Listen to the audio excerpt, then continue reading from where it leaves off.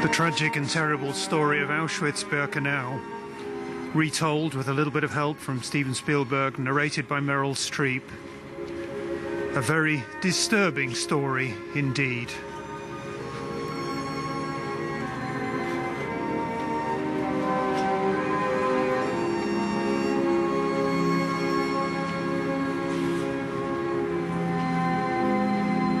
Before that, we heard testimony, very moving testimony, from 3 of the survivors who are here today. The next item, some words from Ronald Lauder from the World Jewish Congress.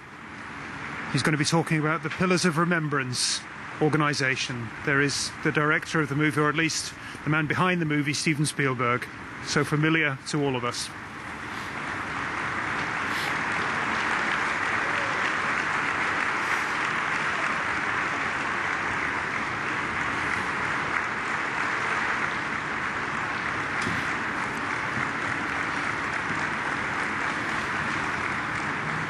Applause from the Polish president there.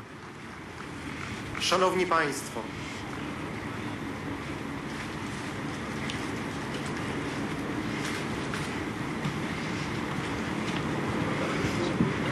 o zabranie głosu proszę przedstawiciela Filarów Pamięci, największych prywatnych darczyńców Funduszu na rzecz zachowania autentyzmu Auschwitz-Birkenau, pana Ronalda Laudera.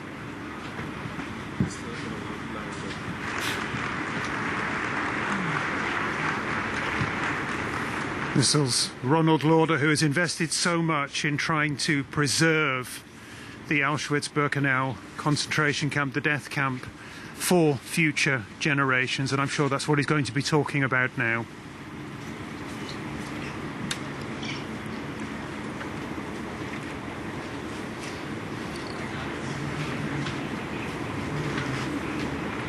Your Excellencies, honored guests, I am not a survivor, although I am grateful for the survivors who are here today. I am not a liberator, although I salute the courage of the veterans who are among us today. I am here simply as a Jew, and like Jews everywhere, this place, this terrible place called Auschwitz, touches our souls.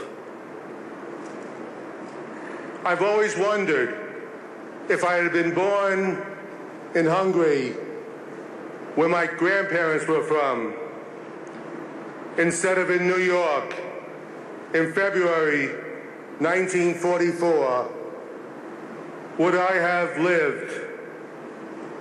The answer is no. I would have been one of the 438,000 Hungarian Jews gassed by the Nazis in 1944, right here in Auschwitz. What was the reason that over 1 million Jews were murdered right here? The reason was they were Jewish. Nazi Germany believed Jews had no right to live. Yes, the Holocaust was designed by the Nazis, but there was complicity from almost every country in Europe.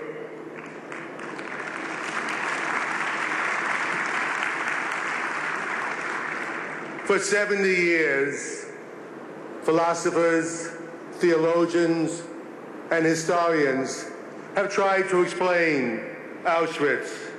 And for 70 years, no one has come up with an adequate answer.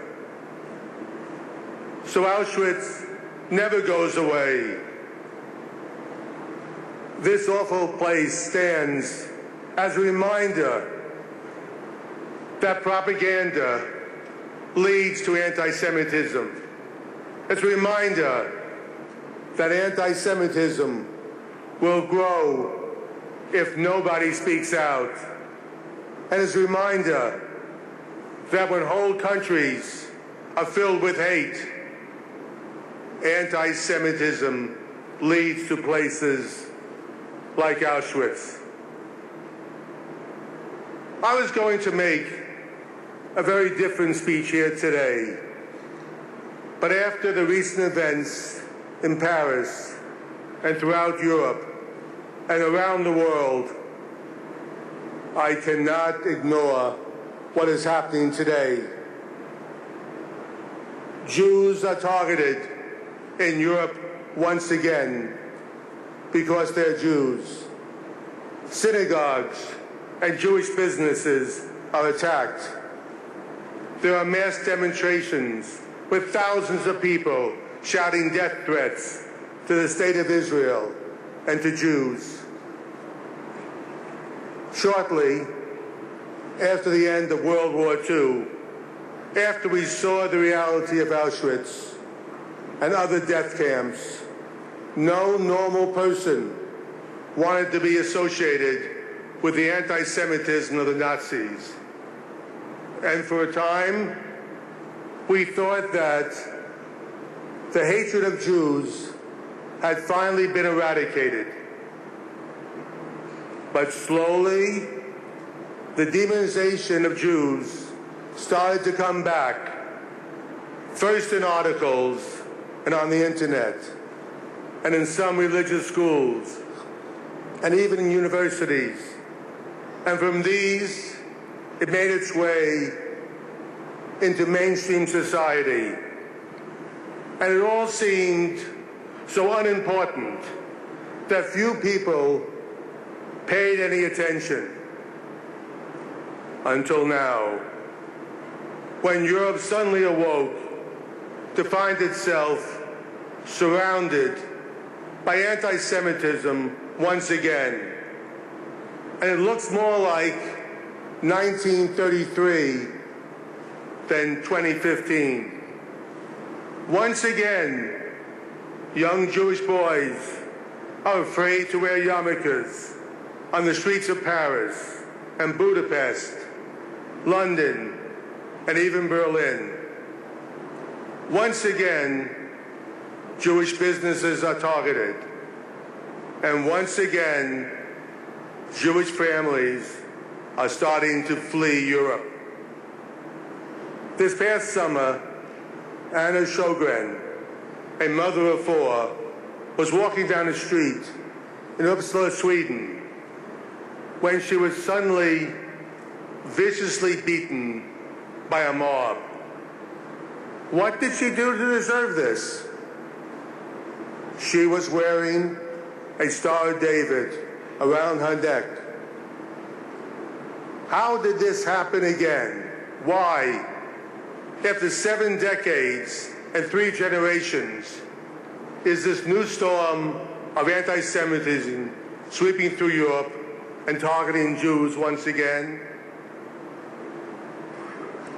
For decades, the world has been fed lies about Israel. That Israel is the curse of everyone's problems. That Israelis are villains of the 21st century. And that Israel has no right to exist. We all learned that when you tell a lie 3 times and there is no response, that lie becomes the truth. This vilification of Israel, the only Jewish state on earth, quickly became an opportunity to attack Jews, much as this came from the Middle East, but it found fertile ground throughout the world. And the targets of this hate are not just Jews, but Christians who are being slaughtered in Africa and the Middle East.